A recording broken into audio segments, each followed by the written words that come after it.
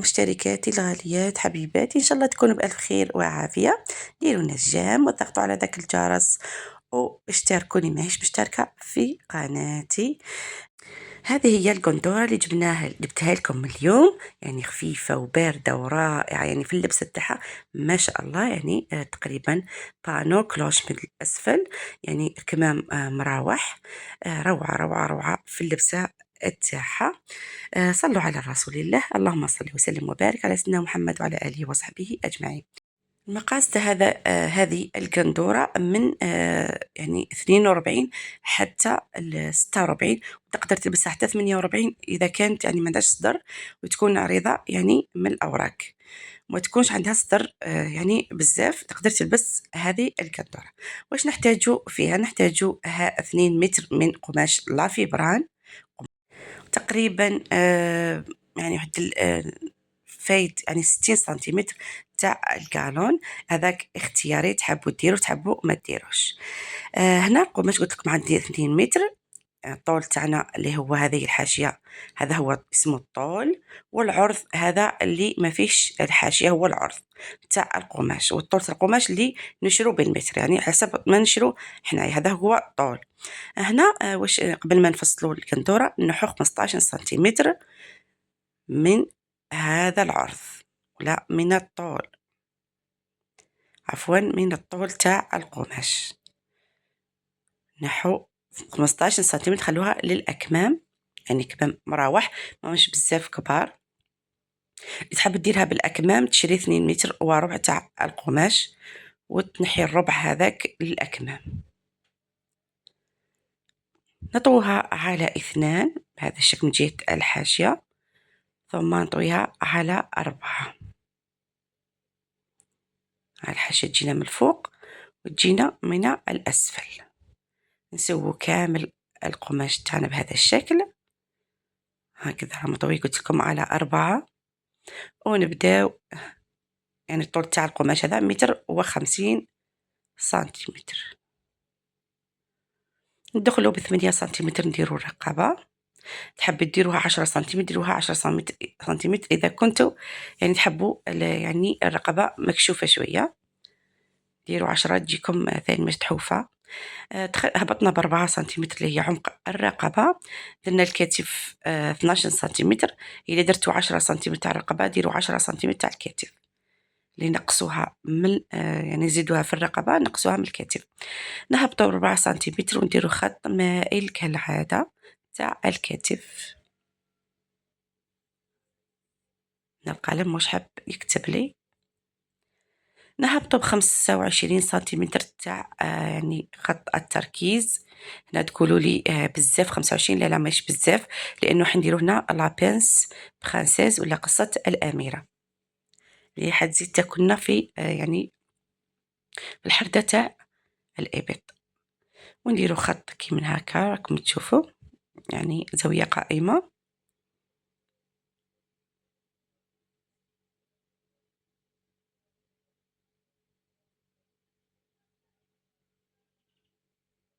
هنا نروحوا للصدر ونديروا 35 سنتيمتر، هنا 35 سنتيمتر دوران الصدر، يعني وزيدوا الزيادة، نقسموها على 4 وديروا الزيادة هنا، لأنه نزيدوا زيادة يعني هذيك قصة الأميرة حتدينا يعني القماش تنقص لنا من حق الصدر ومن حق الخصر، دائما نديروا الزيادة. هنا كل وحدة دير دوران الصدر تاعها، يعني بات قدها هذه الكندور، يعني كان يعني المقاس تاع الصدر تاعك دوران تاع الصدر تاعك 140، زيدي هنا دوران تاع الصدر 1 يعني 30، درنا 35 سنتيمتر. هنا نهبطوا ب42 سنتيمتر اللي هي طول القامة من الأمام، هكذا ندير 42 سنتيمتر، نحدو خط الخصر بهذا الشكل، نديرو النقاط،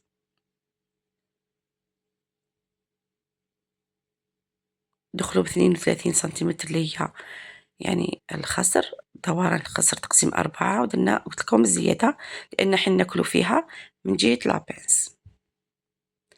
من بعد درنا هذاك الخط قلت لكم المائل، رسمنا حردة الإبط. هنا نديرو خط مائل حتى للأسفل، حتى وين ينتهي العرض تاع القماش تاعنا، ونرسمو خط كيما راكم تشوفوا هنا. يحطوا المترة، شريط المتري، وديروا يعني وين يعني يوصل لكم، هذيك هي، يعني ديروه من الخصر وهبطوا حتى للأسفل بخط مائل مستقيم مائل. من بعد من وصلنا نطلعوا ب14 سنتيمتر، ونديروا هذا الدوران يعني تاع الكلوش. هاي كملنا هنايا، حددنا كامل النقاط تاع يعني الكندورات تاعنا. هنا واش نديرو، نقسمو هذيك المسافة تاع خط التركيز على 2، تاع حادة الإبط هذيك على 2، وندخلو ب12 سنتيمتر، ونمشو هكا بنقاط من هذيك النقطة اللي حددناها المنتصف تاع حردة الإبط. من بعد نهبطو من خط الخصر للأسفل، نهبطو 15 سنتيمتر، دائما نكونو داخلين ب12 سنتيمتر من الوسط هذاك بدون خياطة. يعني نرسمو هذه لابانس تاعنا.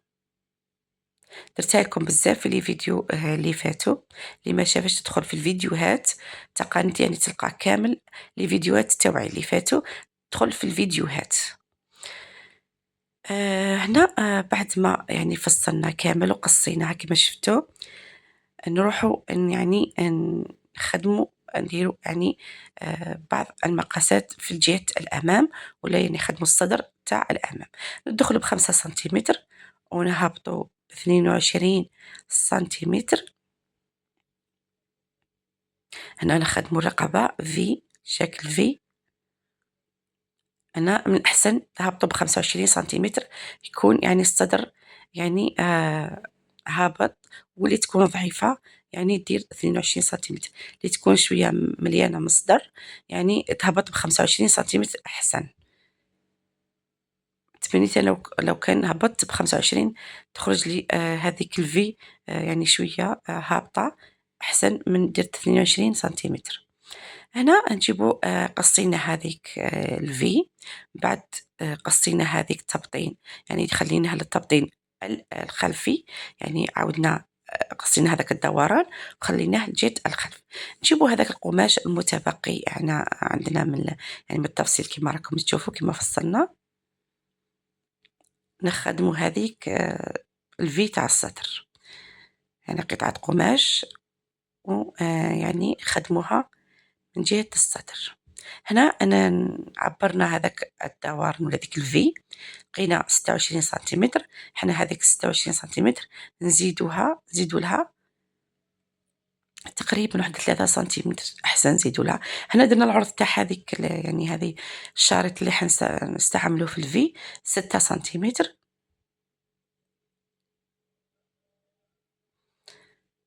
هنا نديرو الطول تاع هذيك، حنا درنا 26 سنتيمتر ضرب 2 تعطينا 52 سنتيمتر. حنا زدنا لها حق الخياطة وحق يعني كي تدور تزيد في الطول درت 54، الأحسن نتوما ديروا 56 تجيكم يعني قرب قياس.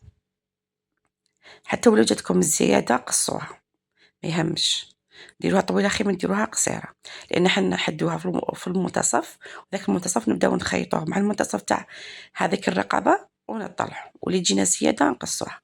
هنا درنا 6 سنتيمتر ونقصو كامل بهذا الشكل، يعني هذا المستطيل اللي هو العرض تاعو 6 سنتيمتر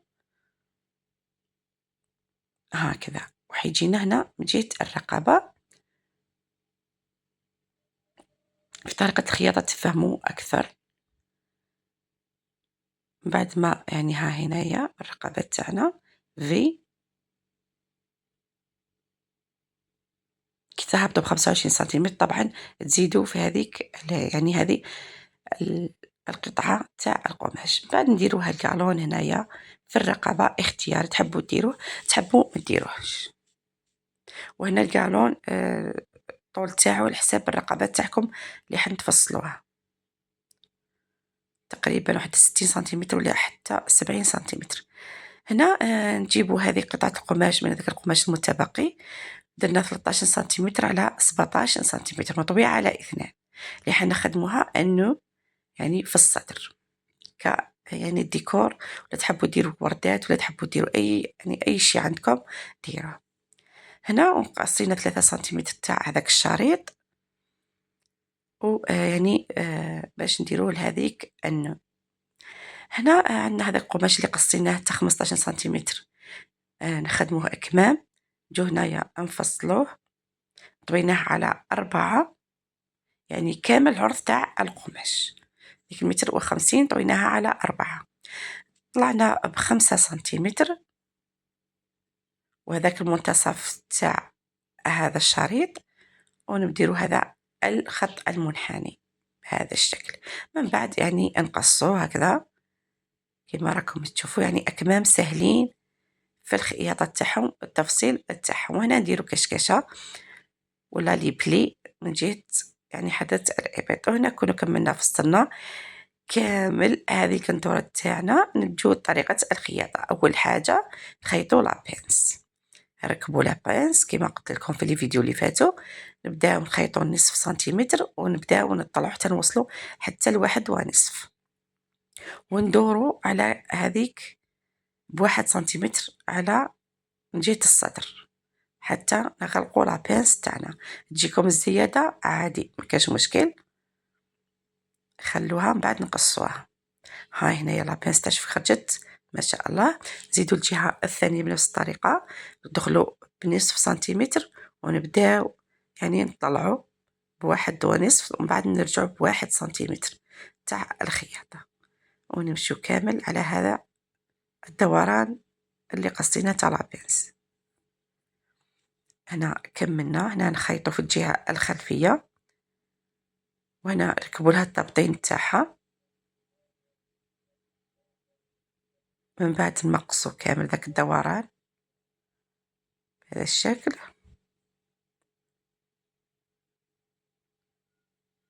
ها هنايا دورنا بكل سهولة. نجيبو الأمام نخدموه يعني طبعا نخيطو لابنس. هاي بعد ما خيطتهم، هاي هنايا ما نطولوش الفيديو. هنا عندنا هذه الفي اللي راح نخدموها الآن. نجيبو هذيك القطعة تاع القماش اللي فصلناها، نطوها على 2 بهذا الشكل، ثم نطويها على 4، ونحدو المنتصف، ونجو من ديك الوسط بدون خياطة اللي ما فيهاش أنا يعني باش مقطعة جاية مطوية، ونطلعو تقريبا ب5 سنتيمتر ولا 6 سنتيمتر. نديرو 5 ونشوفو جاتنا يعني مفتوحة، نزيدو نلموها.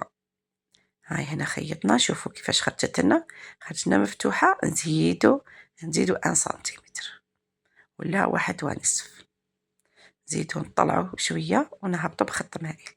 هاي هكذا بهذا الشكل،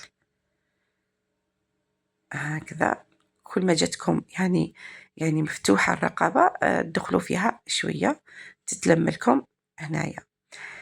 وهنا بعد ما خيطنا نحدو المنتصف تاع هذه الفي مع المنتصف تاع هذا الفي،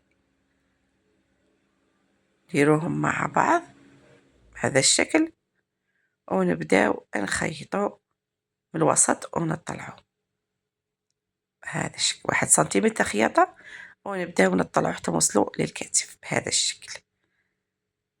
أنا قلت لكم زيدوا ديروا 56، أنا درت 54 ديروا 56 باش تجيكم جاتني شوية ناقصة ب1 سنتيمتر. نتوما ديروا زيادة خير من ديروا ناقص.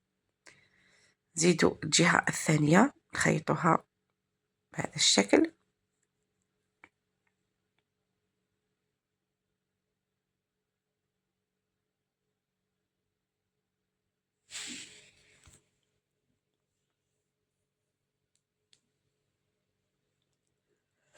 وهنا شوفوا كيفاش خرج لنا الصدر ما شاء الله روعة. هنا بعد ما خيطناها نقصوا ديك الزوائد تاع لابنس برانسيس بهذا الشكل. هذيك الزيادة نقصوها، وهنا ندخلو تقريبا 1 سنتيمتر من حدة الإبط من جهة الأمام، الخلف ما نقصوش أمام، نقصو تقريبا 1 سنتيمتر هكذا.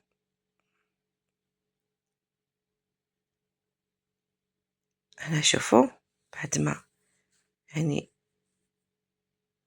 بقى لنا هذيك الزيادة من الجهة يعني جهة يعني الداخل، نقصوها بهذا الشكل، نخلو تقريبا 1 سنتيمتر ونصف، ونطووه هكذا كشغل درنا كفة كيما الكفة هكذا، ونخيطوها يعني بتجينا قد ما نقية لافينيسيو تجينا ما شاء الله من الداخل هكذا،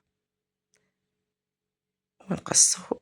بعد نسورجي أنا الرقبة، بعد السورجي يعني عادي، هنا نسورجيها ونرجع لكم. هنا بعد ما سورجيتها ركبوا لها الكالون. قلت لكم الكالون هنا اختيار، تحبوا ديروه تحبوا ما ديروش، ديروه لهذاك لانه عند الصدر، ولا ديروا عندك وردات ديري وردات، يعني اي شيء عندك في البيت يكون يخرج لك مع لون القماش ديري عادي كاش مشكل، ديري ورود ديري يعني انتيا وابداعاتك. هنا نديرو طيه كما راكم تشوفوا، ونبداو ندورو هكذا. تقدروا تشروا كالون تاع الورود، تقدروا تشروا يعني اي شيء عندكم بلا متوفر عندكم في البيت ديروه هنايا في هذه الكندورة. نعاودو عليه نمثلوه بالخياطة. ها هنا شوفوا الشكل ما شاء الله خرج لنا روعة. نجو هنا نخدمو هذيك النو هذاك هكذا، من بعد نطويو على 2 ونبداو نخيطو نخلوه فتحة، نخيطو من الجهتين ونخلو فتحة في الوسط اللي راح يعني من بعد نطووه هكذا، نديرو ديك الخياطة في المنتصف هكذا، ونزيدو الجهة الثانية هكذا، من بعد يعني نقلبو هذا النو هكذا. شوفوا كيفاش خرج. هنا نجو نخيطو هذاك الشريط اللي حوالي 3 سنتيمتر، الطول تاعو على حساب ما تحبوا ديرو فيه 50 سنتيمتر، تحبوا ديرو 40 سنتيمتر، تحبوا ديرو 30 سنتيمتر، حسب ما طولوا هذا الحزام. وهنا نجو نديرو طيات في الوسط هكذا، نطووه كما نطوو يعني أي شيء هكذا. شوفوا الشكل كيفاش خرج تاع النوت تاعنا. نزيدو عليه هذاك الحزام اللي ولا البي اللي خدمناه، ونخيطوه بهذا الشكل.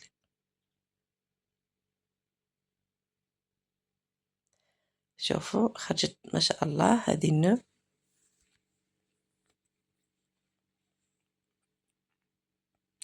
هنا نركبوها يعني تحبوا ديروها في يعني في الأسفل عند الكالون، تحبوا ديروها في الوسط يعني كما تحبوا. هنا نلصقوها بهذا الشكل، من بعد نعاودو نحكمو هذوك الجوانح تاعو بالإبرة والخيط،